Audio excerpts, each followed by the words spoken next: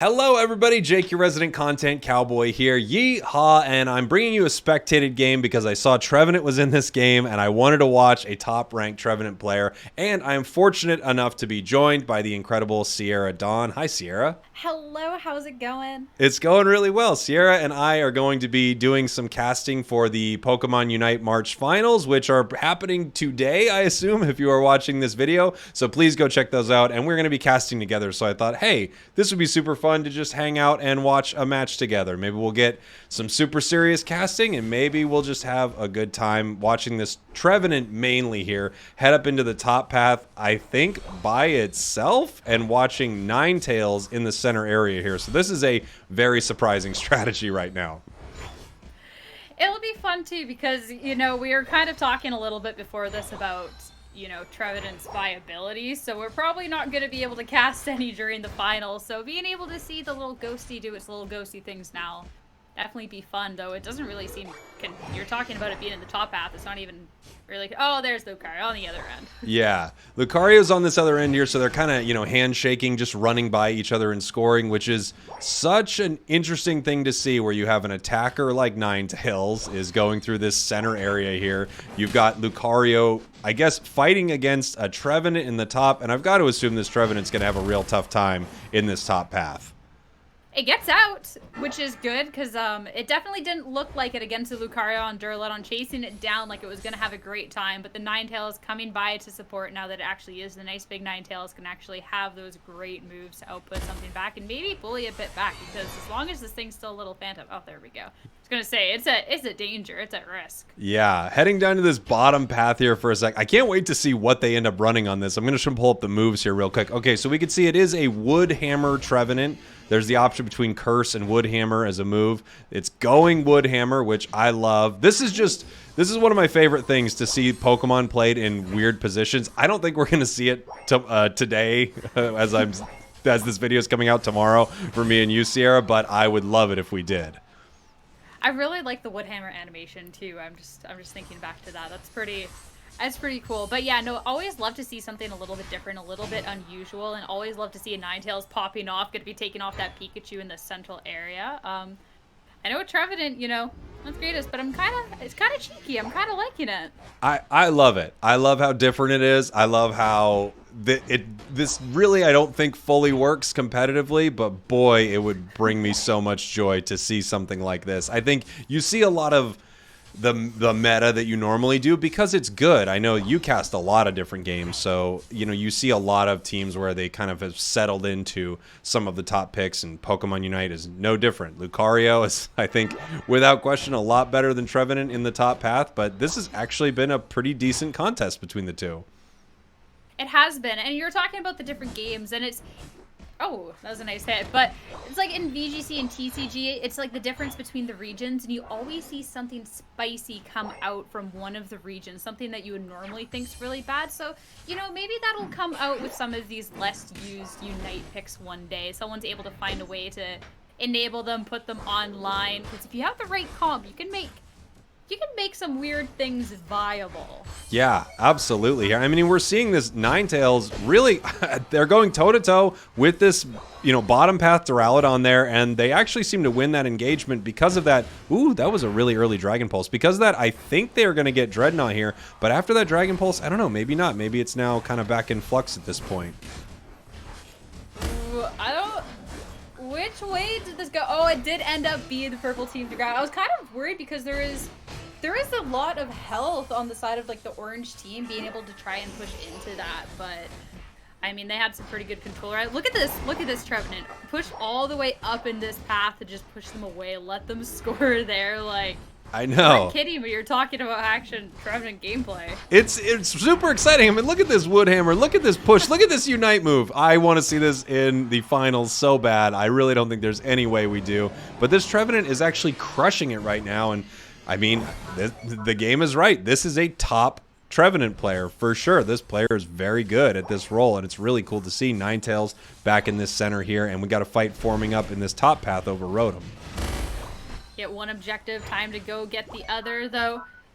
Seems like, the team Spectated purple team having to just back up. It might actually go for free unless they can find some space, but No last hit, so, you know, 1-for-1 with the objectives here. Yeah, it looks like it's interesting. Both teams have kind of missed their dragon pulses there. Like they've thrown them a little early, I've noticed, where normally you're seeing that dragon pulse as the secure move, but both teams actually just using it to sort of chunk down the objectives, and something else is ending up to get the secure there. Ninetales in the center. I mean, it kind of seems to be working pretty well. Mamoswine's going to go ahead and evolve here, and everyone's just going to be getting ready for this next big fight at Dreadnought in about 30 seconds.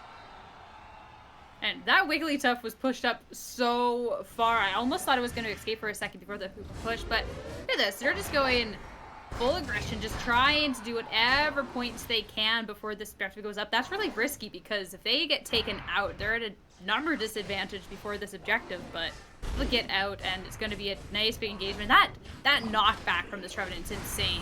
Wow, a huge Unite move from Trev, and then Duraludon. Now, basically, every Unite is being thrown down right here. 2 going down on the orange side. And this Trevenant is just chasing. The Trevenant has a double KO, chasing them all the way back to their goal. Wow, you love to see it. That is some absolute great control there. That push back to Phantom Forest, and then off of that, everybody popping their Unite moves. That's cheeky, and it kind of seems like Orange doesn't really know how to counter it either, which, how would you all of a sudden? You play against this thing that you don't really see too often, and it's putting in that work, and now, you know, you get that Dreadnought buff, you can move up and get ready for the next objective.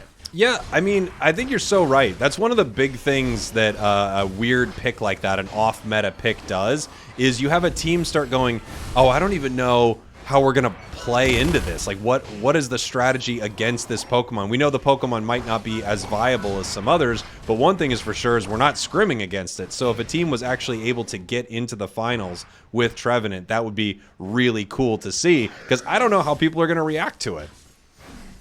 Yeah, if everybody's been scrimming and they have no plan for it whatsoever, yet again, this Trevenant was able to clear all of this space, make sure that their Orange team had no chance of contesting the Rotom, and it's free in their favor. That's absolutely insane. It reminds me of the Snorlax block, just being able to push away, take what you want of the map, and it's been so good so far. Yeah, this is just, it's been really cool to see. I'm pleasantly very delighted with this Trevenant gameplay so far, because this Trevenant is crushing it. And like I said, we're not going to see Trevenant Mamoswine on the same team tomorrow. If we do, Sierra, I will eat my hat, and I don't have a hat to eat. I'll send you one. I'll Amazon a hat specifically to you. Overnight delivery. Make sure it's there just in time to eat it when we see this Trevenant take down the final. Perfect. Yeah, please overnight me your hat, and I will eat your hat if this happens tomorrow. Let's see. Or today. I keep forgetting when I'm going to post this, but I'll be posting this on Saturday. Okay. Just can't wait. You just can't wait for the Trevenant, but engagement over on the bottom path with just over 2 minutes left. Orange team going to be able to break a lot. Look how even this is. 1 point difference. I know. Will they be able to? They'll be able to burst out this Dreadnought in time too. That is huge right before this Zapdos. Big score actually here in the top path. So that Ninetales put in 50 before the 2 minute mark. It doesn't get doubled, but it does put them back into a point advantage. And here we have this big fight breaking out. Duraludon's Unite move actually just got canceled right there, I believe, by Trevenant, and they're going to push them out of here. I think this is about to be a full team wipe. Orange team, everyone going down except Hoopa. Full team, everyone goes down. Wow, wow, wow. Wow, and I mean, it's the Pokemon that we've talking about not really expecting to really make that play. It was the Mamoswine with the 2, then the Ninetales with the 2, and absolute domination. I'm not surprised that's where the match ended, because that was a dirty Zapdos fight. Yeah, I mean, what a crazy match. Obviously, on Spectated mode, sometimes it flips between purple and orange there, so that's what you're seeing if you're watching. We were watching from the perspective of our team over here, MW, Akira, most of the time, but the Spectate mode does flip it up. I have to mention that because earlier Sierra and I was on a broadcast, and it flipped at the end, and we thought, wait, what exactly happened there? Can I cannot read? Like, it was a little jarring, but I'm glad to know it's not us. No, it's not us. This is the game. We could never be wrong in such a way. But wow, that was a really cool match to see here. Just taking a look at some of the damage numbers from this team. We actually had almost as much damage from the Trevenant as we did the Ninetales on their team, which, I mean, it did more damage than the enemy Lucario. How crazy is that? That's actually nuts, honestly, to just this Pokemon that the whole reason this video is here is because, oh, we're not going to see a Trevenant and see it actually come out here and pop off like that is, it's nuts. I like it. That was really cool. Well, I really appreciate you joining me here for this little spectated game. I just wanted to do a quick one before we end up casting together tomorrow. I thought it'd be pretty fun. Sierra, tell people where to find you if you have a place to send them online. Yeah, mostly you can find me twitter.com/SierraDawnX3, and on the rare occasion that I stream, not normally Unite, you don't want to see that Ninetales gameplay, I promise you, but sometimes you can catch me live, twitch.tv/SierraDawn. Awesome. Thank you so much. And thank you everyone for watching. Thank you for listening. You can check out the March finals tomorrow that Sierra and I will be casting on together. It's going to be a blast. I said tomorrow and I meant today. Goodbye, everybody. I love you.